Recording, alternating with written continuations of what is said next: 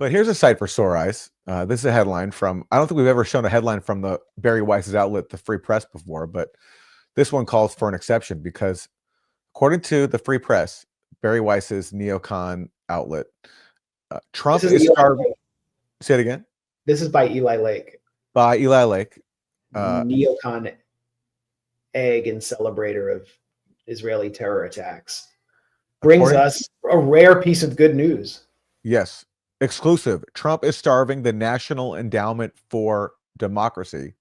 Doge has frozen funds to the organization that was instrumental in helping win the Cold War. And there's a quote in there from someone on the inside the NED. It's been a bloodbath. I don't think a literal bloodbath, but yeah, I mean that's what the NED causes around the world. I mean, they should use their words carefully because they're responsible for bloodbaths in places like Haiti and Ukraine where they support coups.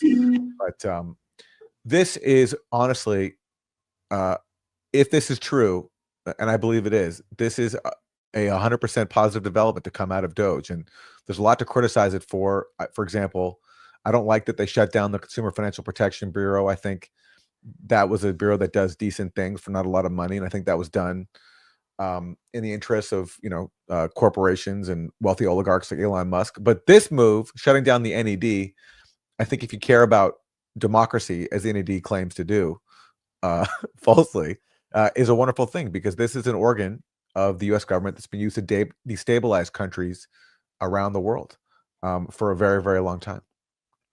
I'll show you all a few minutes of a documentary I made about the National Endowment for Democracy in the early days of the Grayzone. I went to award ceremony by the National Endowment for Democracy for their Korean so-called dissidents, who they were and they held this to disrupt Donald Trump's the peace talks that Donald Trump initiated between the North and the South. If there had been peace on the Korean Peninsula, that would have ended the NED's operations there.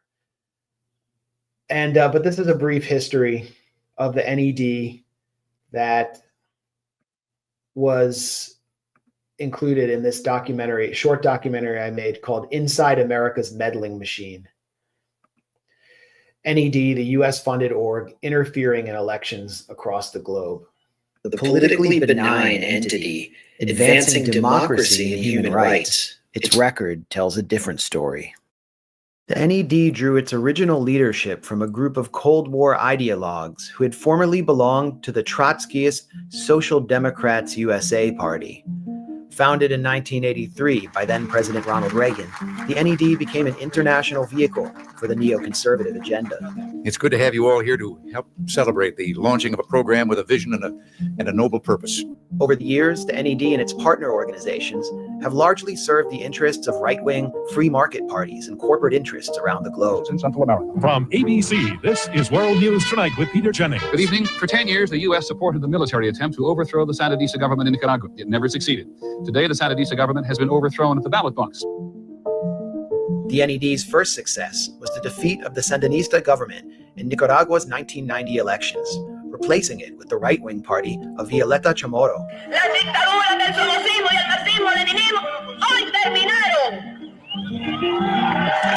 Since then, the NED has advanced U.S. interests in countless countries.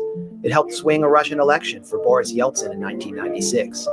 It drove a failed coup attempt in Venezuela in 2002. It orchestrated a successful one in Haiti in 2004, and another one in Ukraine in 2014, which paved the way for neo-Nazis to move into the political mainstream.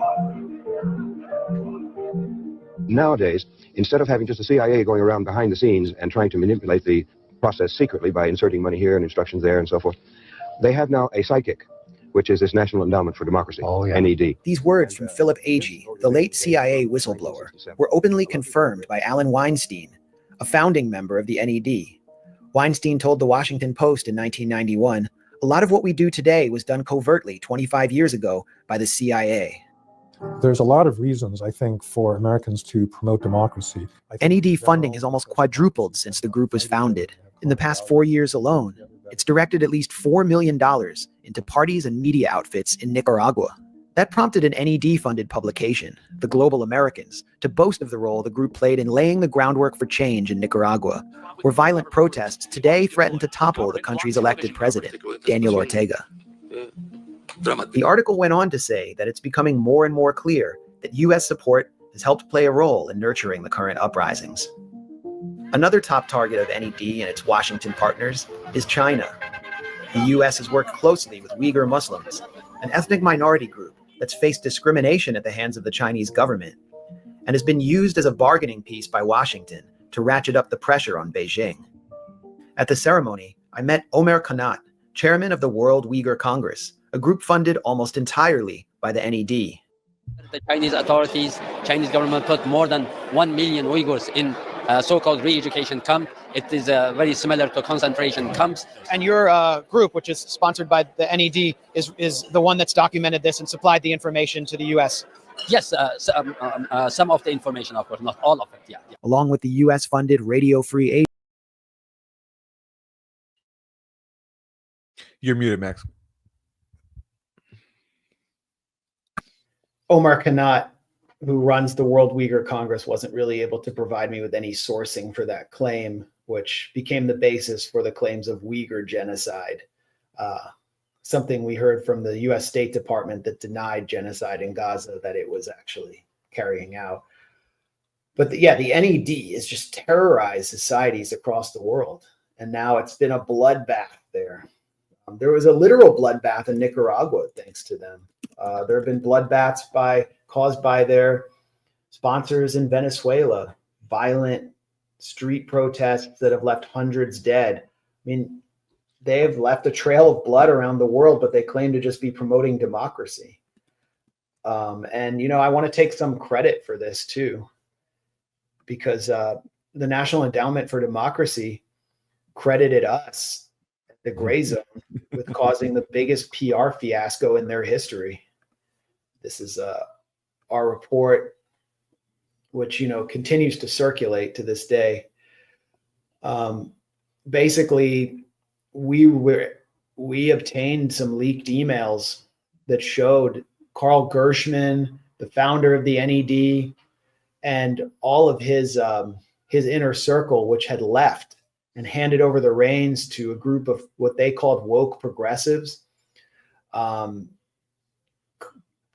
complaining that the new communications director at NED had engaged in this disastrous phone conversation with me and Alex Rubinstein, Grayzone contributor, which exhibited complete ignorance. And I was basically educating her about the NED's role as a CIA cutout and how it has spurred regime change, including violent renter riots from Ukraine to Venezuela to Nicaragua and Poland and many other countries in between.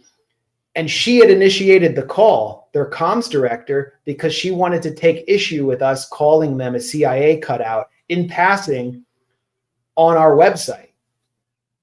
Big mistake. And then the recording caused them to freak out. We got these emails, and they said it was the biggest PR fiasco in NED history. I think the PR fiasco is much worse now that we were able to publicize their internal communications about that fiasco. And now, why would the Trump administration, which hates woke politics, which is obsessed with DEI, want to fund an organization run by woke progressives who do DEI trainings regularly, as we document in this piece, which is completely incompetent and which is promoting democracy that always leads to unintended results and often reinforces the leadership of governments like the one in Nicaragua, or in Venezuela. Why would they want to fund it? So they're not funding it anymore. Pete Hegseth said today before NATO that they're going to prioritize hard power because you can't shoot flags and you can't shoot values. I think he meant like you can't shoot them out of a gun.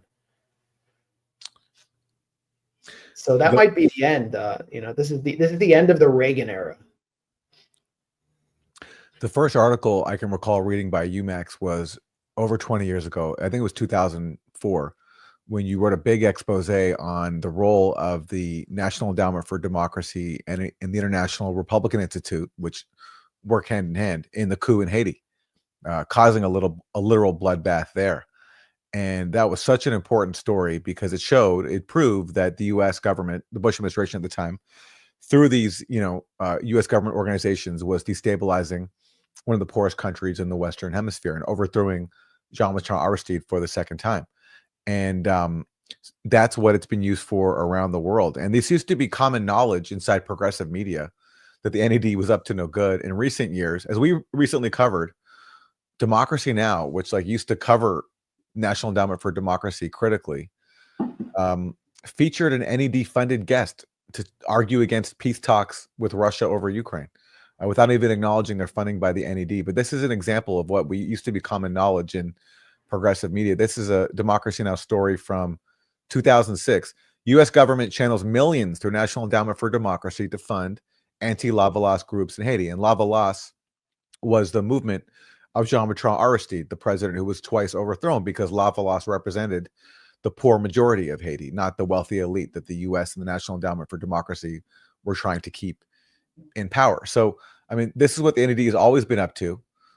And if there's now reports of a bloodbath inside the NED and they're losing their funding and they don't know what to do, and neocons like Eli Lake and Barry Weiss are upset, it's a wonderful thing. And hopefully progressive media that used to cover the NED critically, rather than bring on its actors, its literal paid actors as expert guests, as Democracy Now! Unfortunately recently did, hopefully they can remember what the NED has done too, and not get caught up in this partisan thing where because Elon Musk is involved in this, that it's necessarily a bad thing. Unfortunately, for all the criticisms there are of Elon Musk and Donald Trump, and there are many to have, cutting the NED is an unabashedly good thing for the world. If neocons are upset, it's something to celebrate.